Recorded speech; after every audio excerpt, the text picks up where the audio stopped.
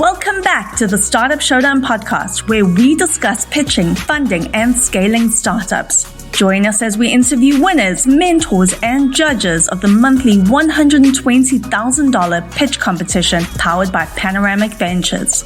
We also discuss the latest updates in software, Web3, healthcare tech, fintech, and more. Now sit tight as we interview this week's guest and their journey through entrepreneurship.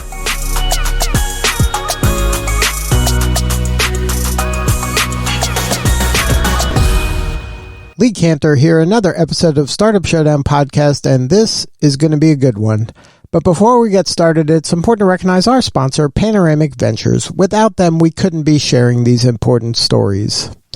Today on Startup Showdown, we have Dennis Li with Reeske. Welcome, Dennis.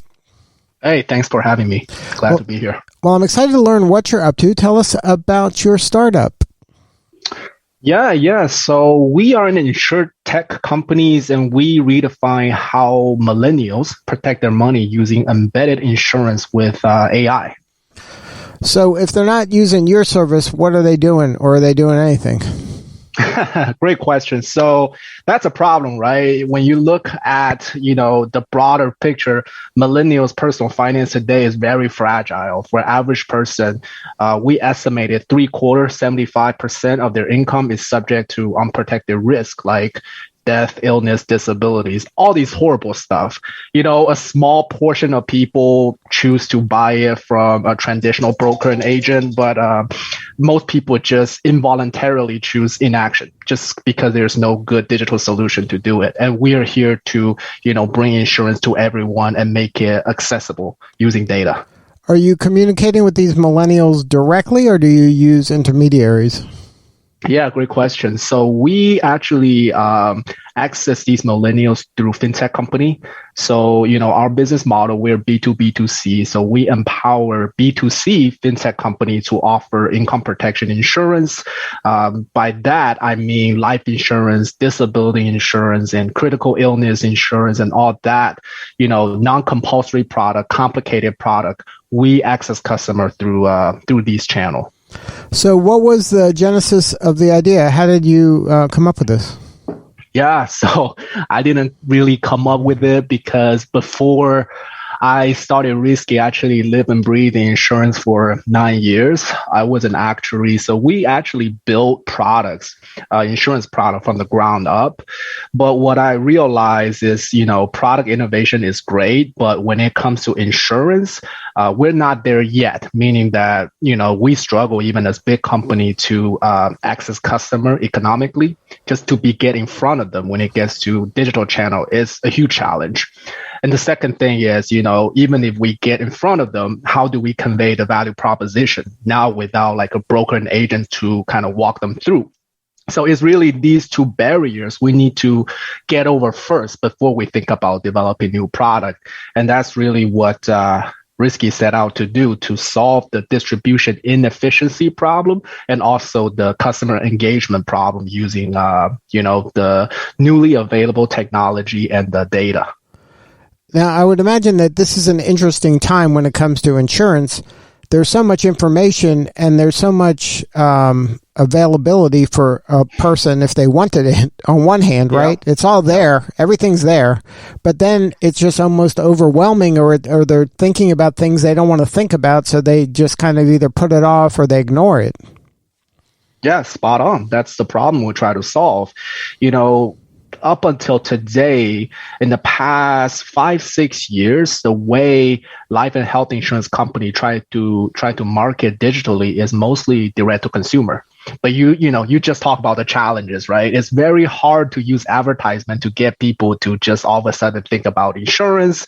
It's very hard to convert people that way. And it's also have, anti-selection. So most people end up buying like that will be poor risk, right? So it just it's just a really leaky funnel at many levels. And, we trying to come in here, figure out where are the customer today, right? They are looking for insurance. These are necessary evil. Insurance is always something that people have to think about, but where is a place that people already thinking about insurance? They already trust, the customer, they already trust the brand. So being part of that, right? Being part of that to engage with customers and also provide a level of personalization to be more efficient in conveying value proposition is what we do, and what we do very differently from other companies. Now, let's talk for a second about your journey. You mentioned being an actuary, insurance, kind of seasoned insurance veteran. How did you kind of make the leap into a startup, which, talk about risk, that's not for the faint of heart. For somebody who's so numbers oriented, how did you kind of wrap your head around the risk of kind of founding a startup and doing something like that? Because that seems, it's not for everybody. Yeah, that's always an interesting topic because, an entrepreneur coming from actuarial background is still rare, and every time I meet one, it just makes me smile, right? And I think even since I was young, I always like to build stuff. I always really creative, want to solve problems. Just throughout my journey, always trying to find these opportunities. And when I get into college, I started to learn about insurance. So I didn't really know anything about insurance before college, and just really get fascinated about how much legacy burden it has, how much, because it really touch upon multiple subjects, right? It's finance, it's, it touch upon behavioral psychology. So all these things really just get me fascinated. Started my career as an actuary. I work in different functions, finance, building product, technology. So it just, allow me to see where exactly, the market gap is. And at some point, right, I understand that if I want to, have a bigger impact, it's very challenged. I'm very challenged to do that in a big corporation. So just have to pull the plug at one point. And, starting the beginning of last year, it was just the right time. So I just did it. Can you, I'm just trying to dig in here a little bit more in terms of, for folks out there that maybe in the back of their head, they're like, you know what, I'm entrepreneurial. I'd like at some point to do this, but I'm in a pretty secure spot here. I feel pretty good. I'm kind of moving up the ladder. Yep. Can you share a little bit about how you did the math of this, the trade-offs back and forth on, you had this itch you wanted to scratch, you saw this gap, and it, obviously you pulled the trigger and went for it. A lot of folks struggle with taking that leap. Can you share some of kind of the mental gymnastics you did to get to where you are today? Yeah, for sure. I think it's all about individual's priority, right? I think for me, just solving interesting problem, it's on the top, right? And I'm also enjoying uncertainty. I think that's one of the key elements if you want to be successful in entrepreneurship or an entrepreneur journey is, if you thrive in uncertainty, right? And this journey has been great so far. It's very exciting, but definitely not every day.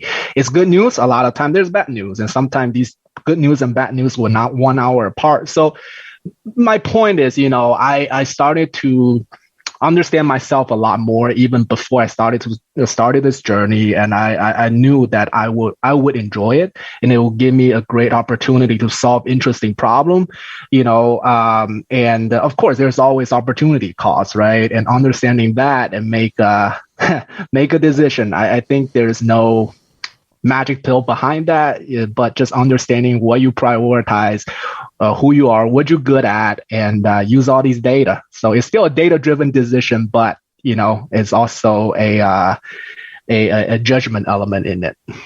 Now, you mentioned that this is B2B2C. Are you having a difficult time reaching the other B involved, the intermediary, in order to explain the offering and the value proposition?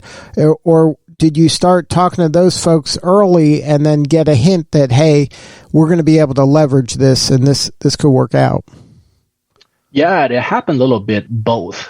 So we definitely didn't land it at this distribution channel right off the bat. I wish we did, but we actually went through a lot of iterations.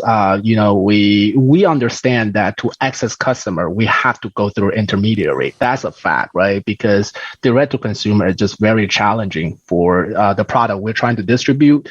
But the next question is, what intermediary makes sense, right?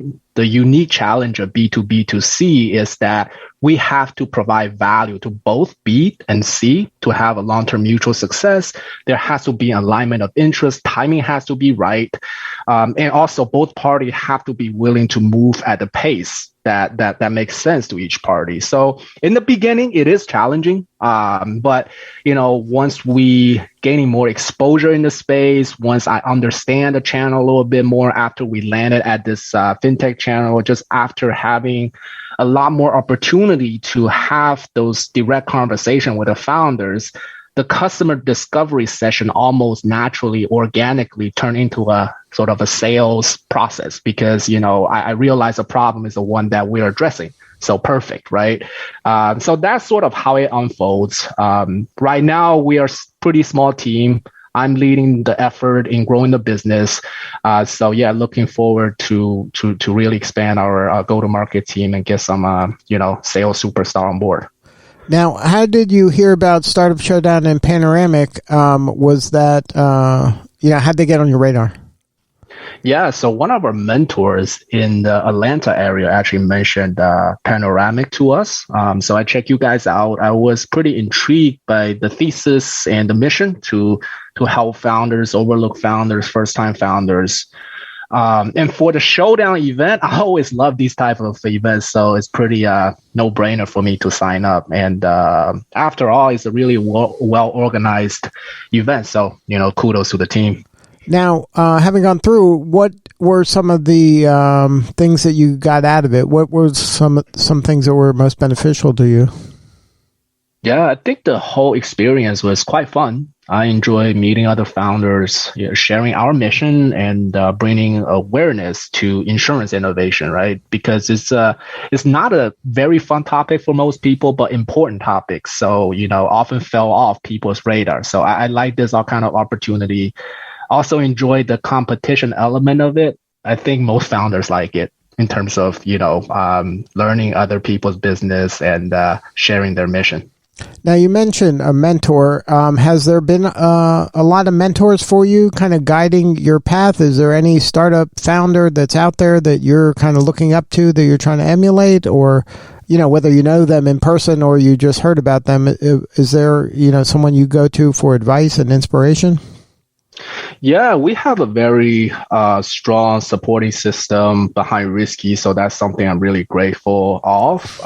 They are, insurance executives, business leaders, and there are some ex-operators as well. I think there are a lot of names of people I look up to, but those are instrumental, right? Because as a first-time founders, I don't know what I don't know.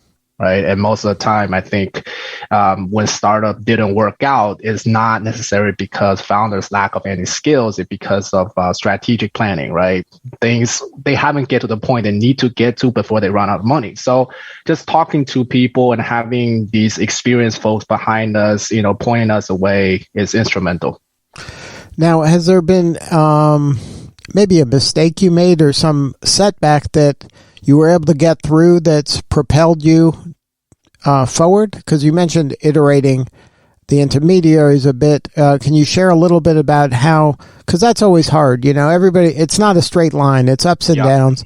But sometimes the downs really are a blessing in disguise that helps catapult you to a new place because it opens your mind to new opportunities. Yes, I think there's a lot of learnings throughout the journey. One thing that's been particularly helpful is how do we do customer discovery?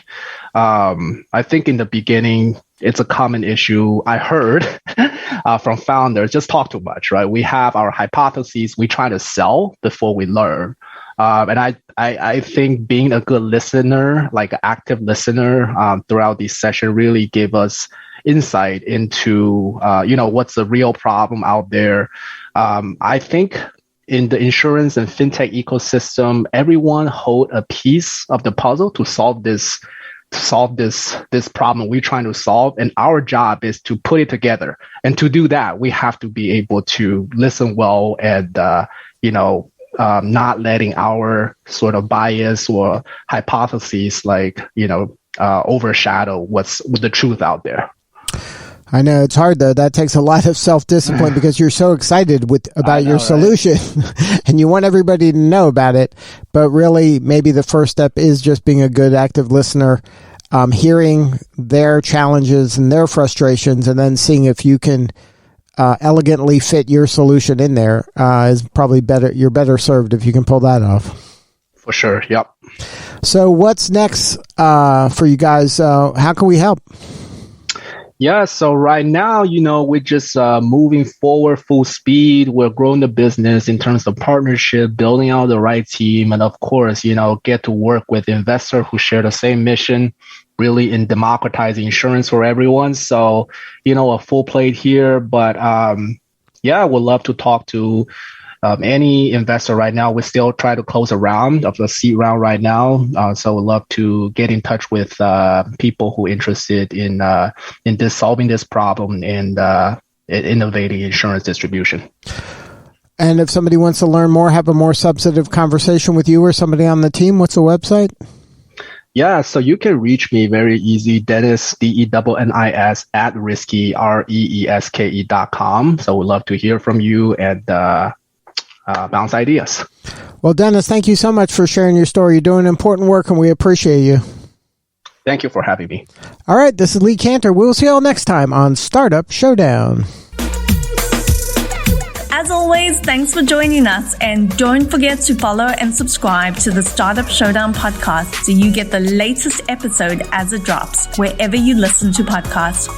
To learn more and apply to our next Startup Showdown pitch competition, visit showdown.vc. That's showdown.vc. All right, that's all for this week. Goodbye for now.